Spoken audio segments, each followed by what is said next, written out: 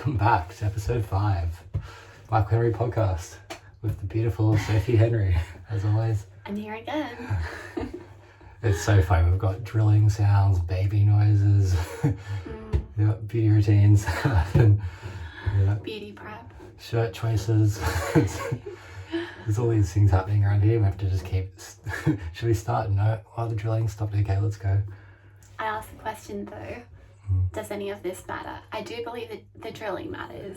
Yeah, and baby cries. And the matter. baby cry definitely matters. Sleeping baby is a happy podcast. T-shirt choice, does that matter? Yeah, it was episode 5, so I'm just being creative. We look like we're back in the 70s. There you go, brown hippie dress. Living in like rural, it's not a dress. No, like dress, like. Okay. I'm definitely wearing leggings and Yeah, a crop top. I meant like that style of Okay, dress. I understand. Yeah. I'm like, is he out of his mind? Well, what is it? It is a hippie dress. I got a brown hippie dress. What would that be if like it's actually a dress? Are you talking about like an actual dress? No, I'm not. I'm talking about like the dress, but you're Why like. say outfit or style? Hippie style. People say dress, like dress says. It's very confusing, I'm finding. Okay, I don't think I'm alone. sure. We'll move on then. Did you want me to answer what it's like? No. Okay. I think people probably know what like hippie outfits look like. Yeah, that's what I meant. Yeah. Hippie dress. I don't need to clarify that. Yeah. It's not my expertise. There's no actual like a dress that's like a hippie dress, is there? Yes. Yeah? Flowy. Okay. Loose. I suppose could be colourful or in brown tones. Okay. Well, I wasn't alive back Patterned. then, so I'm not sure. Yeah. Google. I missed that. I'm going to start Googling hippie dresses. Yeah, that'll be good for the algorithm. Yeah. And that's all I'll see from now on is hippie dresses. And I'll be very suspicious. Yeah. Well, there's men wearing the hippie dresses. Why would there be men wearing hippie dresses? They can wear them if they want, can't they? Maybe they think you're buying me a present. Ah. That'd be nice, I'd wear it. So you want a hippie dress? Yeah.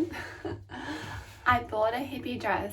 I think I was pregnant at the time and I thought, I'm going to really embrace moving up to Queensland. I'm going to dress in my hippie dress. It's like this kind of vibe. I think we bought this piece of clothing and my hippie dress at the same time.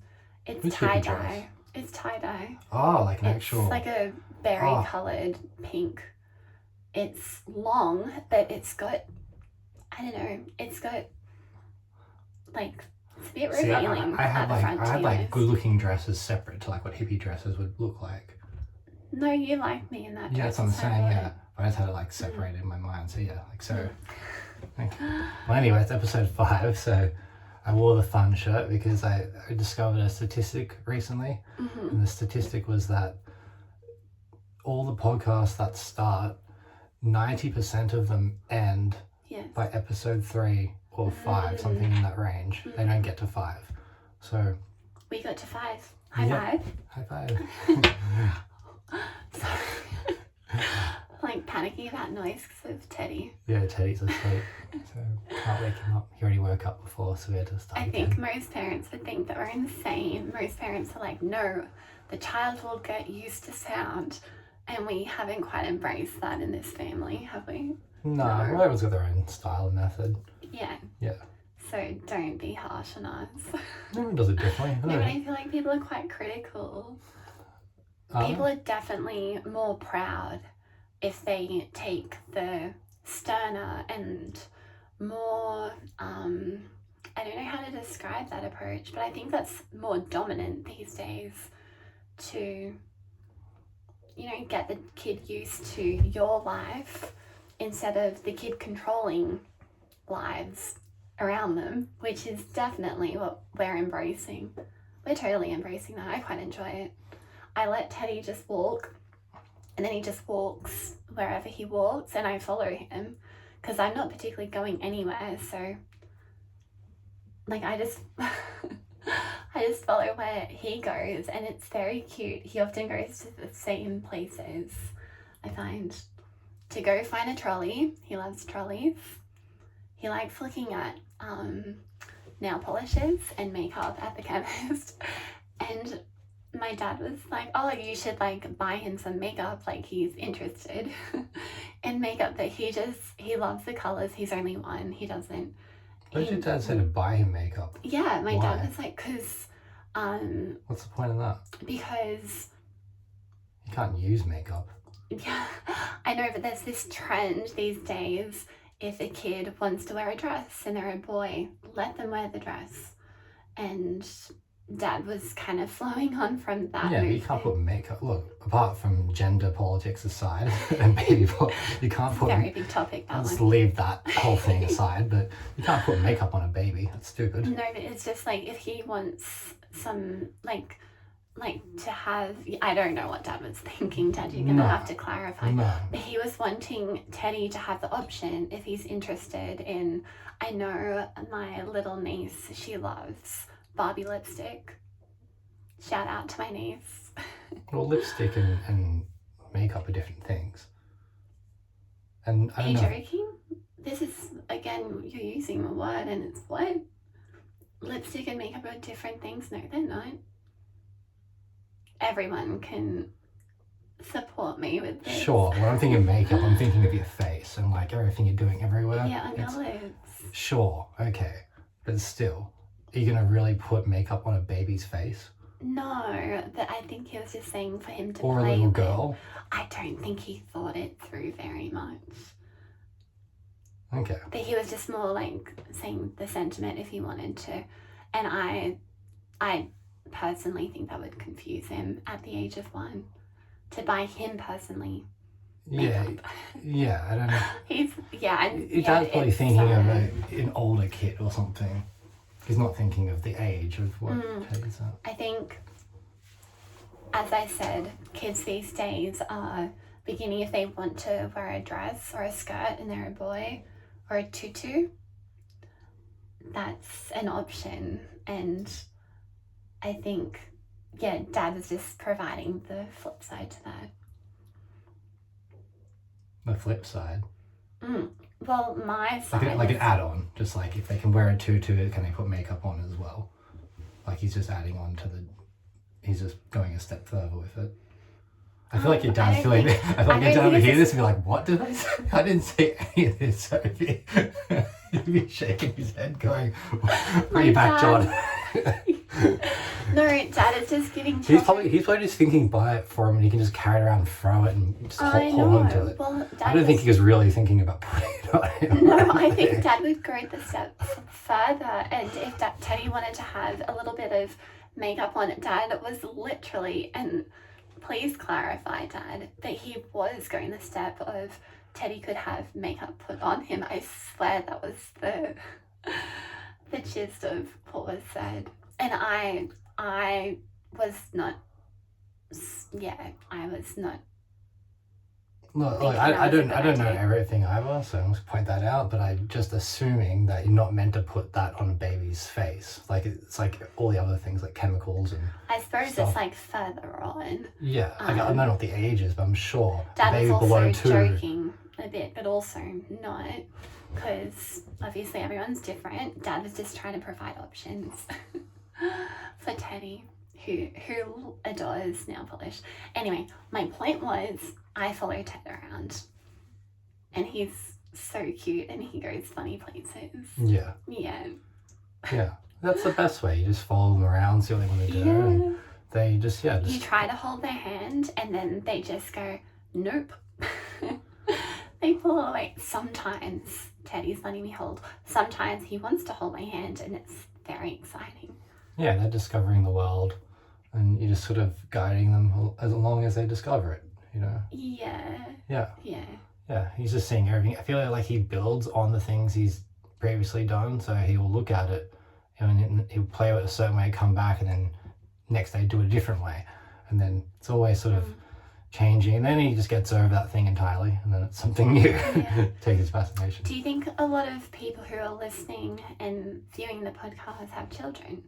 because they're probably slamming their heads into their tail going, do not put makeup on my boy. But I think also some other listeners who don't have children are probably very bored by the topic because it's hard to... No, they're also thinking, do not put makeup on my boy. I think a majority of people out there on planet Earth are thinking, do not put makeup on their boy. Well, that was my sentiment too. But I appreciated Dad was being very open and accepting. Yeah, look, I think he just doesn't want anyone to feel, wrong or marginalised or anything. Your dad's very inclusive. And so are we as well. Yeah. So everyone's taking their different approach to achieve I'm inclusive too, but my personal preference is that my boy wouldn't have makeup on him. Unless he gets to an age where he can make a rational decision and understand what he's doing. But for someone to just put makeup on him and be like, you've got makeup on you now, you're doing this, and he doesn't understand it, and he's not capable of understanding what's happening. I think you should laugh a bit if there was makeup around and they got makeup on their face. Yeah, that's funny. And it's a funny thing that I think once you start pushing gender stuff onto kids and babies at a young age and they can't comprehend it, I think it's so extreme. I think if they understand it, I don't know what the age is, but I just know from what I've seen of our baby, he's only 2. He's so not ready for anything. He's not I say he's under 2. Under 2. Yeah, he's not 2 yet. He's under 2. He's not ready for anything like that. He's nearly 2. It's a few months away in November. Yeah, and look, this is a really, it's funny how we just landed into this topic, but that's the great thing about our podcast because we don't plan anything. There's no agenda at all. One of my friends, Sarah Baker. Oh, well, her actual last name's not Baker anymore. Am I allowed to say? I shouldn't. I'm so sorry. Sarah, she won't mind. No, I think she'll forgive She might be flattered. Yeah. But Sarah's been listening and what were you talking about? Sorry, I've been just flustered by saying her full name. I hope that's... This is your segue into Sarah. I don't know where you're going with it, but she's been really nice and supportive of the podcast, and she said some great stuff to us during the week. She said that we are interesting, even though we don't think we are, and this goes for everyone out there. Most people wouldn't think they're interesting because you're so used to yourself. I thought this was a great point she made. I was going on to say how she described it as sit down and chat. And I thought sit down and chat is such a obvious way to describe it, but it's so accurate. I was describing it more like it's organic and it's like a natural flow of conversation, but I think just saying sit down and chat, that's upfront and that's what it is, so simple and real. Yeah, we've got no ideas. Thanks, Sarah. Or there's no paper here or anything that says talk about anything or anything like that, so we just whatever happens. And now we're talking about makeup on a baby. Well, I'm talking about not having makeup on a baby. It's definitely not advised. I die on that hill. I draw the line there, everyone. I'm not putting makeup on my baby. Like that. He can play with it and throw it around. What about a little girl? Not this age. I still don't think it's too little. No, I don't know what's in it. But you meant not to put most things onto a baby. There's you gotta have safe products. Everything's careful. The toothpaste, everything's meant to be specific. Absolutely. Creams, sunscreen, it's all the right stuff for a baby. So you've got to, you got to be careful. I don't think any makeup out there is probably designed for babies. Nor should they be. And it's just, apart from gender, identity politics, it's creating something with babies. Do I look good enough? I don't look good enough. That's a whole another section of it. The and ego. It's putting a focus on their appearance. Which... they don't need to be thinking about how they look in that way, Except for people say, oh, you look cute, your hair like that or something. That's the basis of it, Teddy does get a lot of attention for his appearance, but he can't help it. He's very cute. Yeah, and look, but all babies are cute. I will make a note. Look, if someone else out there wants to put makeup on there, and the makeup is safe or whatever, it's do whatever you want, but make sure you're not actually poisoning your kid or wrecking their skin or whatever it is. If there is, I don't know if there is safe makeup. Is there wouldn't be safe makeup for babies, would there? No. It's not part of. No, I haven't seen it anyway. I haven't heard anyone doing it. So So that's your professional advice to... Michael's very good at giving out advice. I just would just steer clear. Let's just put a line through that entirely. Do you think anyone was like wondering about that? Probably not. Well, your dad mentioned it, so he's just saying it. Other people have thought about it. True. And he's not at the forefront of trying to put, babies or boys into dresses or anything. There's people championing that idea. Yeah, well, Dad's not trying to. Dad's just open to loving, He's whatever just heard a that child you were at the wants to chemist do. and Teddy was playing at the makeup section, just like picking out the balls because they're colourful or something. Yeah. And then he's just gone, well, why don't you get him some, put it on him. Yeah. Which sounds crazy. You say it like that. But he probably wouldn't actually tell you to do that. He was like there and then, in the moment, Who knows? Got your back, John. Trying to help you out. But yeah. So anyway, yeah. So I can't believe that podcast. I can now believe that they don't get past episode 3 or 5 because this is where we end up. And so the statistic gets even crazier. So 90% fail at this point or stop. And then of the 200,000 left, by the time they reach 21 episodes, 180,000 of them have dropped out. And then so the remaining podcasts, this is a statistic from about a year ago. So there's only 20,000 actual active podcasts that have more than 21 episodes continuously. And some of them might stop and some might take their place. But so many, fail to get past the 3 and then the 21. So we got past the 3. Yeah, so it makes me wonder, because obviously we're just sitting down and talking, and is what we're talking about anything of quality? Is it engaging? Obviously some people like it. I think we've got to reflect and think it's not necessarily as well what people are talking about. I know that I tune in to podcasts that just have a certain energy that connects with me at that point in time. And I think personally that's how I find I'm guided by this experience. It's sharing our energy and inviting people to connect with us. And I think what we talk about is of importance, but I don't think it's everything. And I think I can relate with that. There are just some people who just want to be around. And I'm not saying... Be around, Sophie. I'm not saying that we are those people, but I hope we are. I can wear this shirt in public. I think people might want to avoid us with Michael's shirt that he's wearing. But no, I think there's something special in that.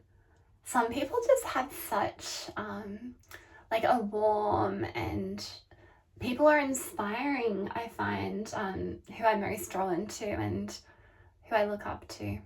I'm thinking of some yoga teachers. Persia. Persia's wonderful. She's like every girl's idol. Sophie loves... I could just list off Nicole Walsh, Christina. I can't pronounce her surname. Well, these people are yoga teachers. They're not necessarily podcasters. But if they did have a podcast, I'm sure you'd listen to it. But I'm talking about their energy. I want to be around them. Yeah. So if the right person has the right energy on a podcast, and then combine that with a podcast, and it's magic. I did see another person talk about that statistic I've been talking about with the podcast and the numbers, and someone said it's similar with a lot of other things in life. One they mentioned was the military, or maybe like an extreme part of the military, like Navy SEALs or something like that. Pick something in that genre, and they said that of the numbers it gets less and less who actually stay through, but then someone goes, the ones who quit are actually smarter sometimes, maybe shouldn't stick it out. Oh my goodness. Yeah, some people get out earlier and they're better for it. Some people stick at stuff. Are you saying we should quit? No, I'm enjoying it. It's like, this is different because obviously this isn't dangerous. Being, the military is dangerous. We're in a hot cupboard. Do you actually get hot now? Yeah, I'm hot. I feel like I always get hot. Climatized in here. Yeah. Well, we have to get that aircon. Okay, apart from the heat going on here. I guess that's really interesting. I guess we're talking of the world. It makes you a little bit, vulnerable. Perhaps maybe neurotic sometimes. Do you think it's healthy for everyone to, be on a podcast? I think if they want to, yeah. I think it's the world is changing, and this is a new form of medium. You know, in the past, people would write stuff down, and then it became like vlogs and podcasts. It's sort of changing how people communicate, text messaging, phone calls, mail, like post, email. So this seems to a new form, TV broadcast. So I find it fascinating doing it. And I love listening to podcasts, and I've always wondered how it would go. But it's really easy though. You hate coughing? Yeah. Sophie sometimes has coughing fits. She has denying my asthma. She has asthma denial, so she should be back any moment now. So I'll just continue on.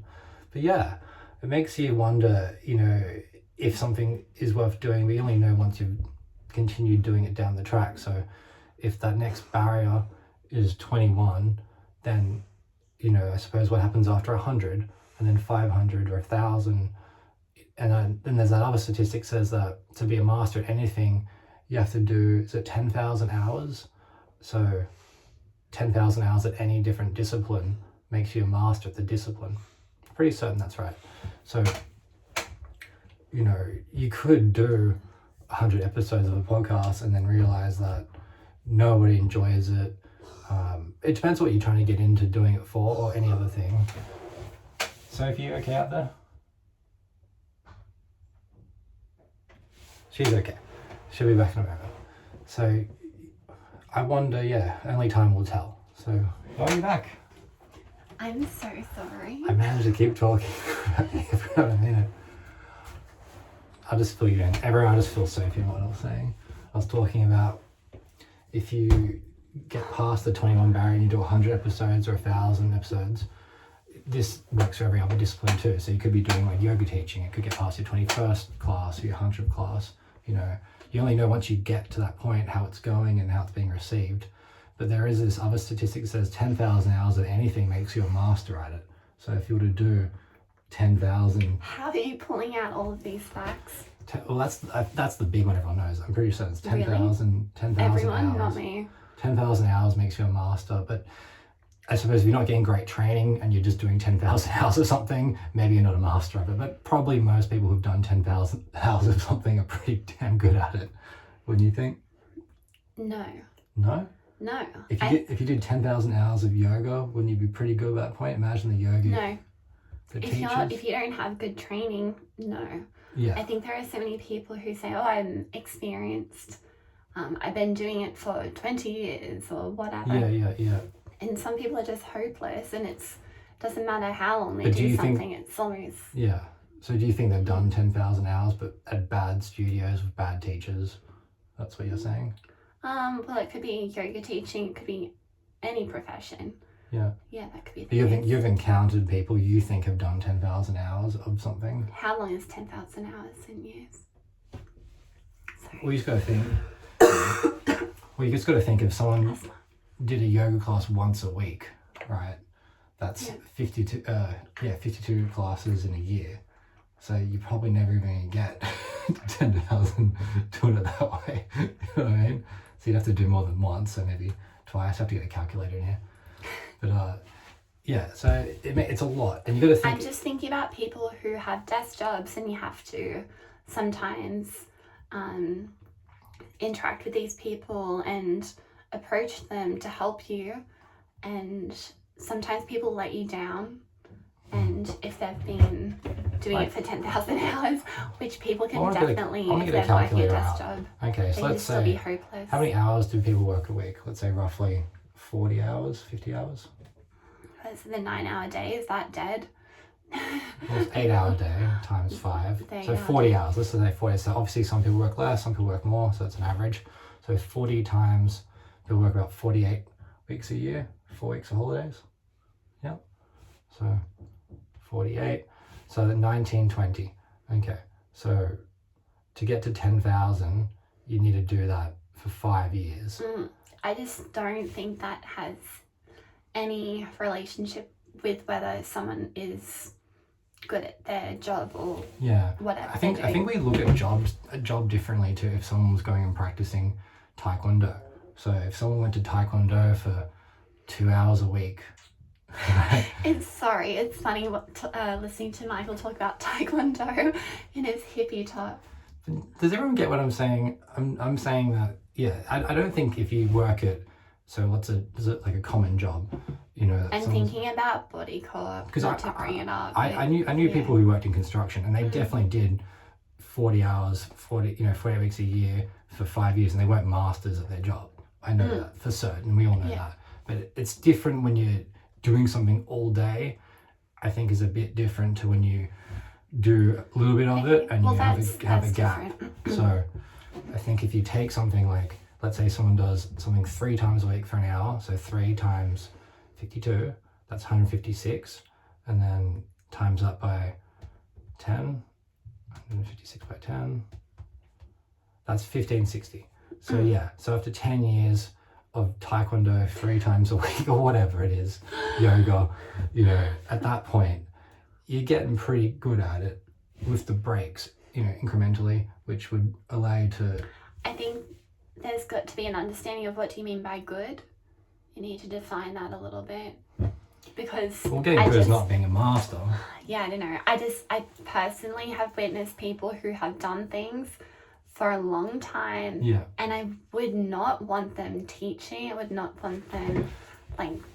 Yeah, I just think it's if an individual has a certain gift, I think the amount of time, sometimes people can just literally start learning how to do something and there's just something about them you want to, you know, emulate what they're doing. So I think the thing of time... I've asked Google... I'm not sure if I agree. While 10,000 hours of practice could significantally contribute to expertise, it doesn't guarantee mastery. Thank you, AI. Obviously, not everyone who would do it become a master. What are you saying though?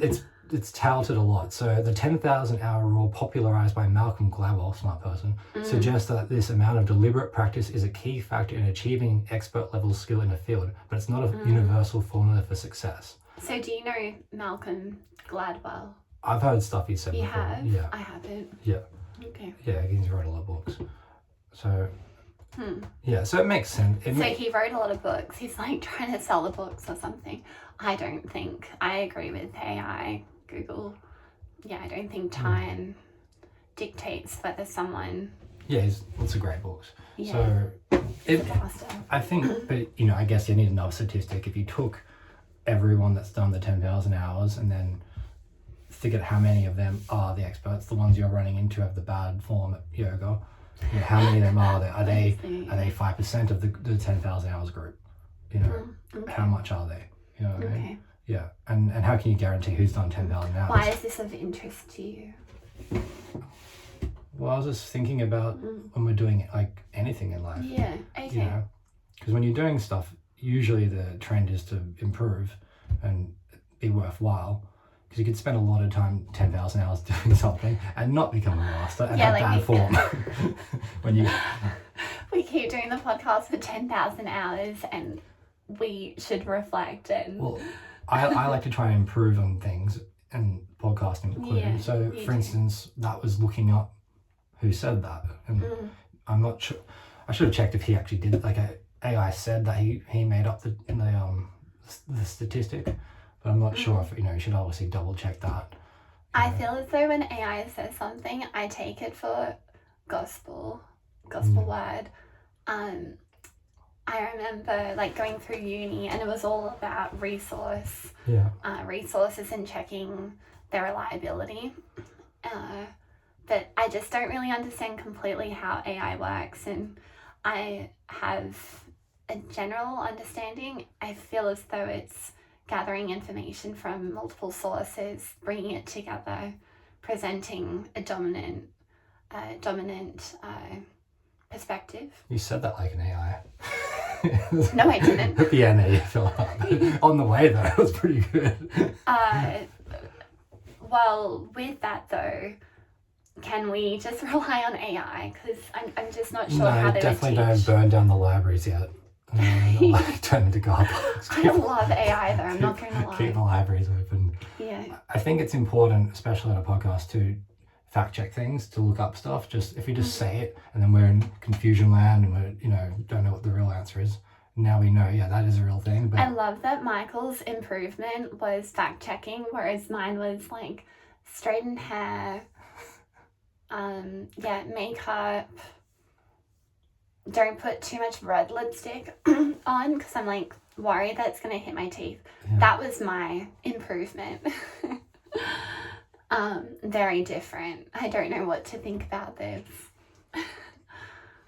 They're improvements. They're good. Yeah, I know. Yeah, but if you it's feel more interesting. comfortable, Well, the fear of having red lipstick on your teeth and then you keep talking for an hour, that's bad. How embarrassing. But does it really matter? It doesn't really matter, but it would matter to me, so yeah. You can relax and release, but Yeah, I think the biggest improvement is just to be relaxed and not to be too caught up in everything, not to take it all too seriously, and just think, as you said and Sarah said, it's just a conversation that's taking place. Sit down and chat.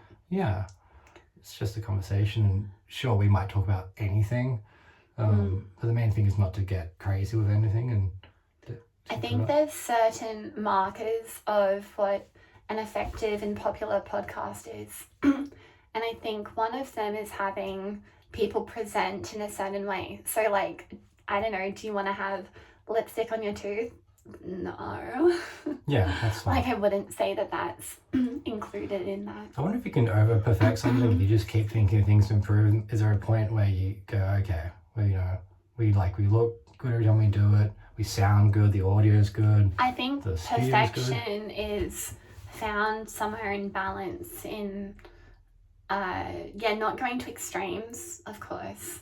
I think that can be applied to life in general, can't it? Because you could overcomplicate anything. Get a stylist come in here and start to do our hair and makeup and do our baby's makeup if you want to, like sleep, and then have headphones on.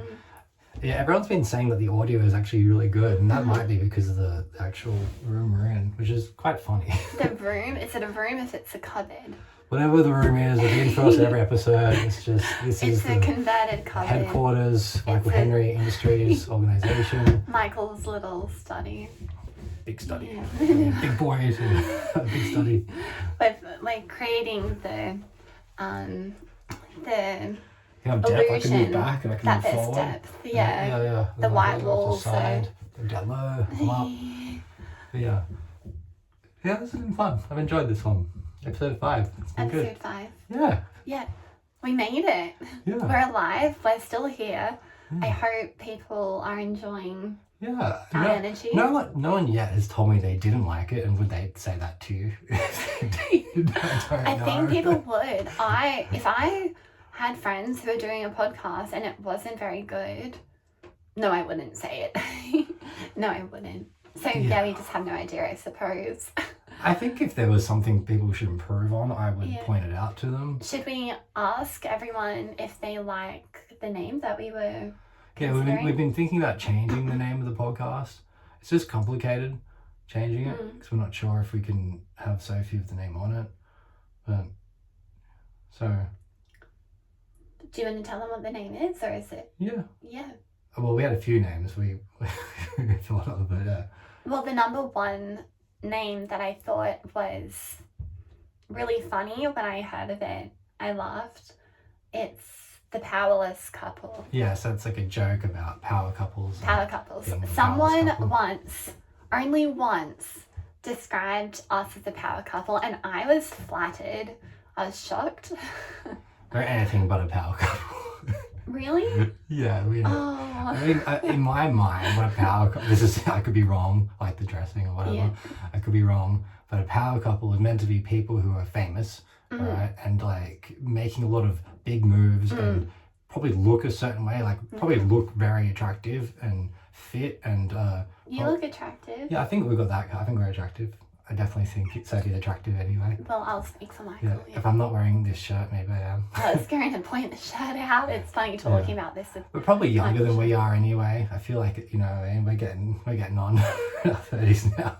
So I think like power couple to me is probably, it could be people older too. Imagine like two actors get together, like a famous actor and actress, and they're, just important figures, and they're like, now they're making movies, like when Brad Pitt and Angelina Jolie got I know, together. I just, like, my mind goes there immediately. Yeah, like they're a power couple. But in Australia, you know, a footballer and maybe a socialite will get together and like, this will be the new power couple. Power couple. But that's the mocking thing where it's like people are like, it's such like a feeling people get when they hear power couple put onto people that, you know, I don't know, is that real?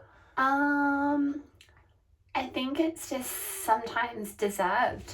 I agree when people are like, oh, they're a power couple. I'm like, I feel that from them. Sometimes you do meet a couple, you're like, okay, they are making powerful decisions with each other. Should we, like, bring up Lily Brown? Yeah. Well, I feel like Lily Brown and Jet Kenny, I go to a gym where Lily's mum, shout out to Natalie. Power mum. Power mum. But she's a power couple, her and Jet, for sure. Yeah. Yeah. Yeah. They're currently in Threadbow, I think. Yeah. And they're just like hitting goals. They're getting paid for it. I think they're to be in Threadbow. How wonderful. I think they're likable people. I think they're very very nice. I think when people, you know, obviously you can't call yourself a power, you can't go, we're a power couple. I don't think there's, like, you know, no one should say that. But there's something about the term that just feels sort of like, I know what you when mean. it's thrown around. Yeah. And it's like, whenever I see it online, especially like on Facebook or something, they'll go, oh, the latest power couple. And in the comments, people are just going, I do not call them a power couple. It's the worst phrase. So that's how we came up with the name. But I wouldn't want people to get that upset, you know what I mean? Like, I don't know if anyone's... That upset, what do you mean? Well, if people are like really invested in thinking they're a power couple, they go, these people are just making fun of us now, saying we're a power couple. I don't think there's anything wrong with being... I think that's awesome to be a power couple, and it shows like a united front. I think we hit the mark on some of the criteria, but we definitely miss it on many. Yeah. But I love a power couple. It feels like, but actually there is that cringy bit. It's almost like they're like leading the way for us. All you other couples watch the power couple and take notes, okay? Power couples. Yeah. I just don't know if it's those names. If we'd have to have a beef with power couples to be the power couple. I don't think so. You know, I think it's just, it's funny because like you would expect people to want to be associated with I suppose power couple. We're not powerful because we're in a cupboard. Michael just cut me off just then to say that joke. Fair. Yeah, well, that's why we're not powerful. We're in a walk-in wardrobe study doing a podcast. I feel powerful in this cupboard. We're filming on an iPhone. We have no headphones on. Yeah. We don't have Wi-Fi. It takes me about a day to upload the file. But once again, I go back to podcasts and I go back to connection. And no matter necessarily the quality, to a certain degree, you've got to hit a certain mark. And then beyond that, I don't think it matters really with how it affects. If someone's got, or if two people have an amazing energy, you can feel it. So, power couple. No? We are about it? No, we're powerless couple. That's what we're going for. I know, but I'm just saying we hit on some marks. But some of the marks, I do agree, being in a cupboard. Okay, what else did we find? It doesn't help. We came up with the Chuckle Bucket. That was another name for the podcast. Chuckle Bucket. The Chuckle Bucket. Teddy, Michael, I just called Michael Teddy. Michael AI'd. Yeah, that wasn't original me. That was, that wasn't me, that one. But it was funny. I'd never heard the phrase before. Funny. I feel as though it is you, because just because you use AI, it's like the discerning eye. I didn't like attribute anything to that answer. I just said, give me 10 funny names. But out of the 10 funny names, he picked. Sure. The Chuckle That was my Bucket. favorite a lot. But I think you can kind of half claim AI if you input things into it and say, I want to use all these terms and then give me something, because then you're working with it. But I literally was just like, give me some podcast names that are funny. And it came up with Chuckle Bucket. Chuckle Bucket's funny. Chuckle Bucket sounds like Pickle Rick. Yeah. Which is just funny. Yeah. For whatever reason. Yeah, I don't know why I think Chuckle Bucket. So I think it's a phrase maybe in America somewhere or something. Yeah. think it is something. Well, we're not in America, are we? I don't know. Yeah, I might look You it up. don't know? I might look it up. Where is Chocolate Bucket from? So, okay. Keep talking. It sounded like you didn't know where you were. It's funny that idea of keep talking. Yeah, well, we kind of like know air. What do you want me to say? Nothing. Okay. Okay. Where is Chocolate from saying? Okay, I'm not going to read that out. It's not a good thing. I don't know. It's not really, you know. So basically, If anyone knows, put it in the comments because the internet wasn't very helpful. AI has let us down. Yeah, it didn't give us anything. Yeah, it's not going to be encyclopedias at the library either. It's just, yeah. I like the podcast name how it is because it helps. I love it too. My It's books Michael's and name. I love Michael. yeah, obviously because I published my first book and it helps with my authorship and all And that. the dream is to have a guest other than myself. Yeah, we'll have more guests. Yeah, just like we have a baby and you know there's construction going on and there's a lot going on around here, so it's hard to just plan for people to come around. I think it's fine. Yeah. I think it's more on. It's more about finding someone who feels comfortable. Everything's here in this cupboard. It's set up for someone to come. Yeah. I think it's just about. Well, if you became someone part, coming. let's say you're like, it's the show as you and I together, it means that then I couldn't ever have someone else on if you weren't on the show. You'd always have to be on the show, you know, with the guest as well. Well, that sounds nice. Yeah. But it just if it doesn't work out with, you know what I mean, timing or whatever. I don't see why it wouldn't. But Yeah. Anyway, to be continued. Yeah. Yeah, we'll keep thinking about it. But that's the great thing. There's no pressure to do anything or not do anything on the show. It's up to us. I disagree. If there's no pressure, then nothing gets done. Right? No, but a little bit. No, there's no board of shareholders saying, oh, the name needs to be better because of the ratings or something. There's nothing. Fair. There's no pressure from external sources or anything like that. Yeah. It's up to us what we do. And I don't think anyone, who's listening is going, wow, we need to change the name or something. I do not either. Yeah, that's what I'm saying. There's no pressure or whatever. We're just thinking, would it serve the podcast better if it had a different name or not? How are you feeling? I'm feeling good. Yeah. How are you going? Yeah, I'm good. Oh, that's good. Yeah. I feel as though when I sit up nice and straight, it gives me more energy. Shakti is flowing. I feel as though when I just relax. Posture, everyone. Yeah, I feel as though that gives me just almost infinite energy when there is that alignment. So that's good. Yeah. It feels like that, but obviously. My favourite saying is when you collapse your posture, you collapse your soul. Yes. By Iyengar. By Iyengar, yeah. We were listening to my family friend's podcast, George Dover's. Shout out to George Dover's. Hi. We love him very much. And he was doing an inspiring podcast. And it was all about Iyengar and his relationship with the practice and with the guru himself. And it was, I'm getting chills at the moment actually. Just reflecting on how it was powerful. After I listened to the podcast the next day, I just felt like everything was easier. He was saying, one of my favorite things that was discussed was the idea of flexibility that yoga provides in the physical body, and then the impact of that flexibility on the mind. And it was, I don't know, but there was so much more. I actually wrote down notes. I did, I've got them on my phone. It was just wonderful.